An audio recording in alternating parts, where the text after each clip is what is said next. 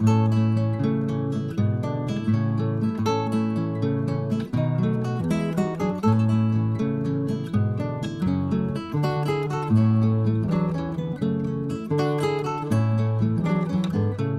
vous souhaite la bienvenue, chers spectateurs et chères spectatrices, chers frères et sœurs dans le Seigneur. Bienvenue à cette plateforme Entrée dans la perspective divine. Mon nom est Victor Kabila Mulongo. Nous allons continuer le sujet que nous avions commencé précédemment dans la série de la jeunesse et les bébés chrétiens et la mini-série de l'abus des drogues ou la toxicomanie, comme cela a été appelé à certains moments.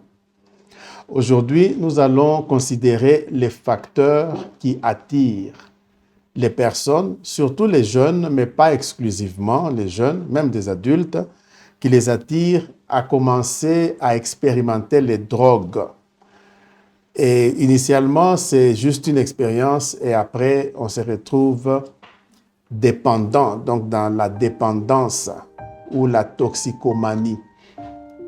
Comme nous l'avions dit précédemment, lorsque nous parlons des drogues dans le cadre de cette présentation, nous y incluons toutes les substances qui peuvent influencer le fonctionnement mental ou le fonctionnement cérébral, donc du cerveau. Là, donc, nous y incluons aussi même la consommation de l'alcool. Nous y incluons même le fumer, la cigarette, donc des choses comme marijuana et tout ce qui peut rendre dépendant. Donc tombe dans la catégorie des drogues, pas seulement les drogues illégales, mais tout ce qui peut entraîner la pharmacodépendance. Alors, parmi ces facteurs, le premier facteur, bien entendu, la liste n'est pas exhaustive. Le premier facteur que nous avons retenu, c'est la pression des pairs. Donc, les personnes de même âge, les amis du groupe, des personnes du même environnement le font et considéreront que non, si je ne le fais pas, moi, je ne suis pas comme eux, je ne suis pas moderne, je ne suis pas à la hauteur. D'où cette pression-là entraîne certains à commencer à expérimenter avec les drogues.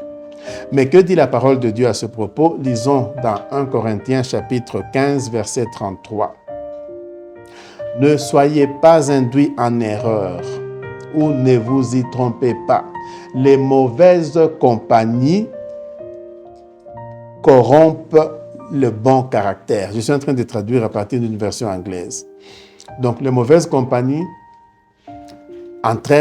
corrompent le bon caractère. En d'autres termes, éviter les mauvaises compagnies. Deuxième facteur qui peut attirer les personnes à expérimenter les drogues, c'est la curiosité et le désir d'expérimentation. Bon, ici, nous devons dire, de manière générale, la curiosité n'est pas une mauvaise chose, en fait, ou même chercher à expérimenter, puisque même le Seigneur, quand il a créé Adam et Ève, les a placés dans les jardins, il leur a dit que non, soumettez la terre, donc c'est-à-dire à travers les expériences et découvrez ce que j'ai mis dans la création.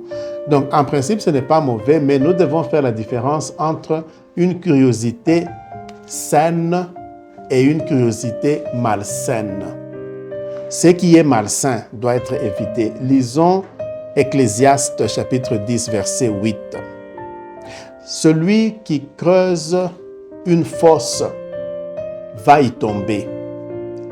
Et celui qui brise ou qui fait tomber les parois de protection sera mordu par un serpent. Donc là, c'est pour dire qu'il y a des parois de protection, il y a des murs qui sont en train de protéger. L'intérieur, c'est le lieu de sécurité. L'extérieur, c'est le lieu d'insécurité où il y a des serpents. Donc nous devons éviter de faire tomber les murs qui nous protègent parce qu'à l'extérieur, il y a les serpents qui risquent de nous mordre. Donc nous comprenons donc l'application. Dans ce cas, n'allons pas expérimenter ce qui est en dehors de ce qui est sain, en allant vers ce qui est malsain. Troisième facteur, ça peut être le désir de sentir de l'euphorie cette sensation de bien-être, l'euphorie. Éphésiens chapitre 5, verset 18. Ne vous enivrez pas de vin, car cela conduit à la débauche, mais plutôt soyez remplis du Saint-Esprit. Donc tout ce qui est enivrant, les drogues, l'alcool, que ce soit ce qu'on fume, mais quand ça nous enivre, la parole de Dieu nous recommande de ne pas être dans ces choses-là, mais plutôt d'être remplis du Saint-Esprit. Philippiens chapitre 4, verset 4. Réjouissez-vous toujours dans le Seigneur. Je le répète, réjouissez-vous. Donc le Seigneur désire que nous puissions nous réjouir, que nous soyons dans la joie, que nous nous sentions bien. Mais il dit qu'on puisse se réjouir dans le Seigneur. Ce qui signifie nous réjouir dans ces distractions et dans ces activités qui nous donnent le plaisir, mais qui sont autorisées et permises par le Seigneur. Parce qu'il existe bel et bien des activités qui nous donnent du plaisir, qui nous donnent de la joie, mais que le Seigneur permet. Ce n'est pas tout plaisir que le Seigneur interdit. Donc, réjouissons-nous dans ces activités que le Seigneur permet. Un autre facteur qui peut attirer les personnes à commencer avec les drogues et se retrouver dans la dépendance, c'est le désir de chercher à faire une performance, une bonne performance. Lorsque quelqu'un aura une performance publique, par exemple assister à une interview, par exemple faire une présentation devant le public, il y en a qui deviennent un peu stressés et qui sentent que non, je voudrais me sentir confiant en moi-même. Alors, ils cherchent une substance qui peut lui donner de la confiance en lui-même, de la maîtrise de soi. Et quand ces substances sont ces substances comme des drogues, ça peut être ça le début, mais avec le temps, on devient dépendant. Un autre facteur qui peut entraîner ou attirer une personne vers la consommation des drogues, c'est la disponibilité de ces substances, en fait, pour une personne. Disponibilité, ça peut être une disponibilité financière. Quelqu'un qui a suffisamment de moyens financiers, qui peut les acheter. Bon, puisqu'il peut les acheter, il y en a qui peuvent sentir que, je suis en mesure d'acheter, donc il achète et il commence à les expérimenter.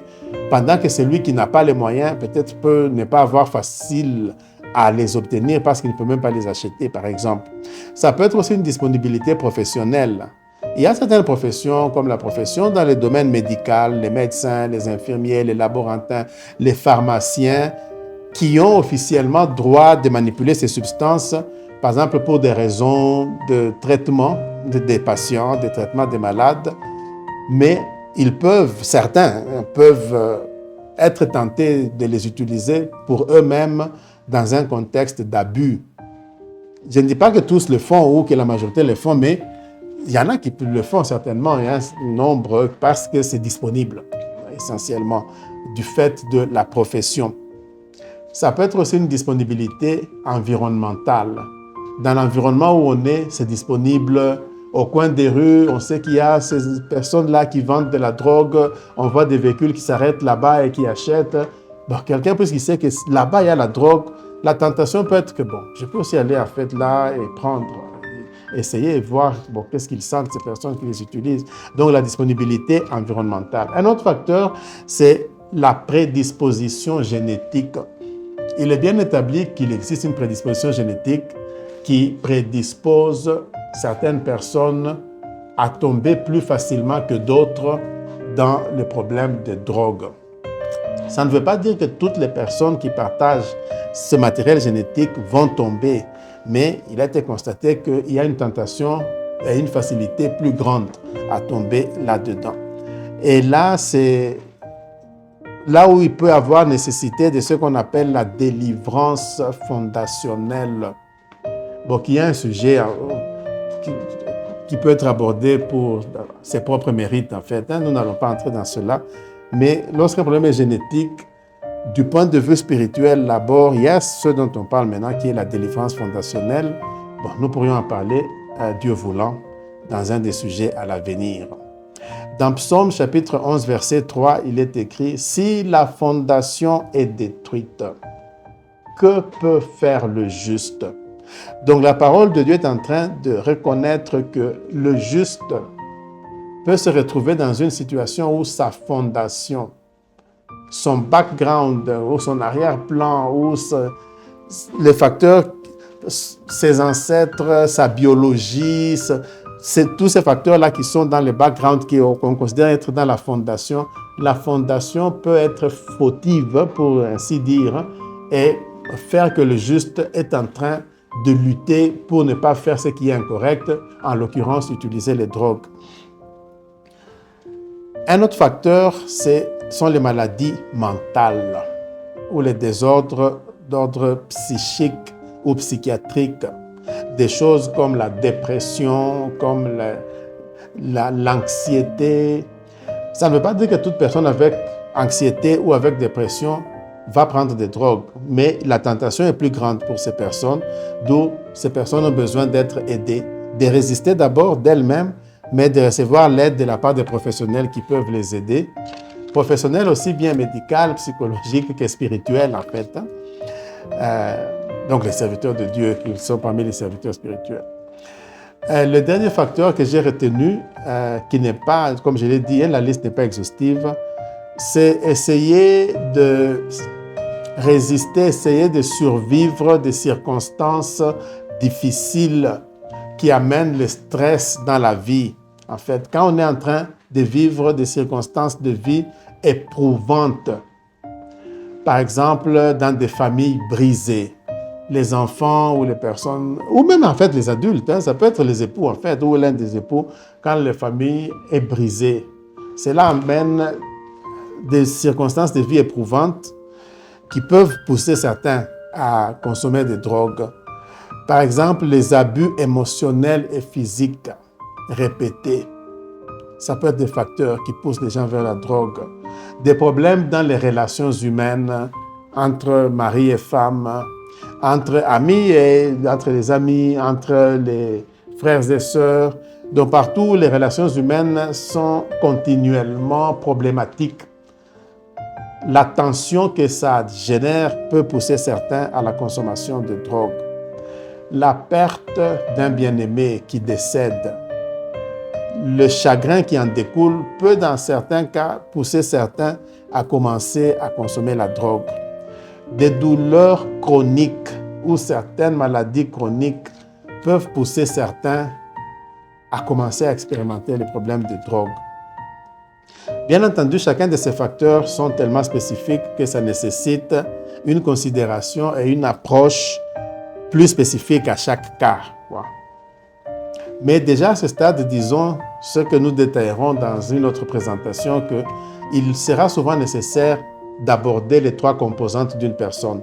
La composante physique, c'est-à-dire le corps physique, la composante de l'âme, donc le côté mental et psychologique, et la composante spirituelle, donc l'implication des facteurs spirituels, l'intervention donc des facteurs spirituels dans la lumière, bien entendu. C'est ça la recommandation ici biblique. Donc les trois auront besoin d'être abordés, le corps, l'âme et l'esprit. Mais à ce stade, concluons plutôt juste en citant deux passages bibliques. L'un dans 1 Pierre chapitre 5 verset 7. Jetez toutes vos anxiétés sur le Seigneur, parce qu'il prend soin de vous.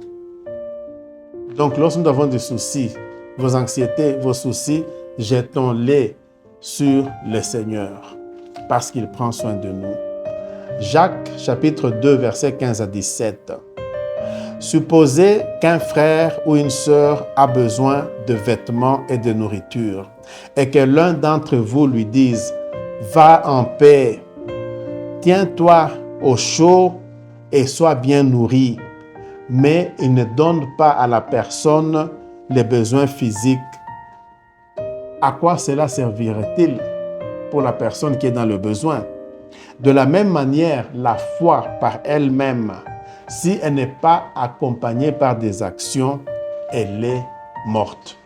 Donc ici, nous voyons ce passage qui nous montre que ce n'est pas seulement un problème de foi, ce n'est pas seulement un problème spirituel. Oui, il faut aider les personnes spirituellement, mais aussi dans leurs besoins physiques, mais aussi dans leurs besoins psychologiques et mentaux.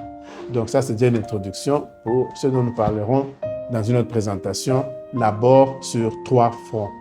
Et c'est par là que je termine en vous remerciant de votre attention. Prions. Seigneur notre Dieu, merci pour cette présentation où tu es en train de nous enseigner et de nous sensibiliser concernant le problème de la toxicomanie, le problème de l'abus des drogues. Nous prions, Seigneur, que tu puisses sensibiliser mon frère, ma sœur et moi-même pour ceux qui ne sont pas encore tombés dans ce problème, que nous ne puissions pas y tomber, qu'on s'en tienne éloignés. Et pour ceux qui sont déjà capturés par ces problèmes, qu'ils puissent voir le fond du tunnel où il y a la lumière, de la libération, de la guérison, de la délivrance que tu offres, Seigneur. Je te prie dans le nom de Jésus-Christ, notre Sauveur. Amen. Merci et à la prochaine.